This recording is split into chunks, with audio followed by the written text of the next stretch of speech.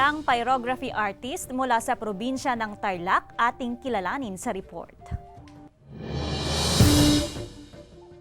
Iba't ibang mga disenyo, adorable pets, couple and family pictures, at mapasikat ng mga artista, iyan ang mga tampok na portrait ng isang 4th-year architecture student na si Kane mula San Sebastian, Tarlac. Pero hindi lang ito basta-basta mga portrait dahil gawa ito sa mga sinunog na kahoy na tinatawag na pyrography art. Yung pyrography po ay isang type ng scening o pagdodrawing na gumagamit ho ako ng kahoy at pang-inang para mag-drawing ho sa kahoy sa pamamagitan ng pagsunog. Bata pa lang daw si Kane nang makitaan ng talento sa pagguhit. Yung kaibigan ko po from Isabela, sabi niya sa akin, nasubukan mo na ba itong pyrography or yung wood burning? Sabi ko naman po, hindi masyado kasi wala naman ako masyadong gamit.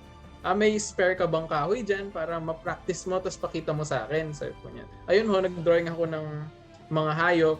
At nasabi niya sana, kaya mo pala, baka mag-business mo yan. Kasi kakaunti lang yung mga gumaganyan, sabi ho niya sa akin. Ang paggawa ng pyrography art ay umaabot ng 2 hanggang 3 araw depende sa laki at detalye ng portrait. Kapag tapos na ang pattern ng portrait, saka palang mano-manong susunugin ng kahoy. Sometimes, yung pag-burn niyo po, pag nagkamali, hindi mo na ho may erase eh. It's a trial and error process. Nasa mahigit 400 na obra na ang nagawa ni Kane at umaasa siya na ang kwento niya ay magsisilbing inspirasyon sa susunod na henerasyon. Trace De Leon, Balitang Amyanan.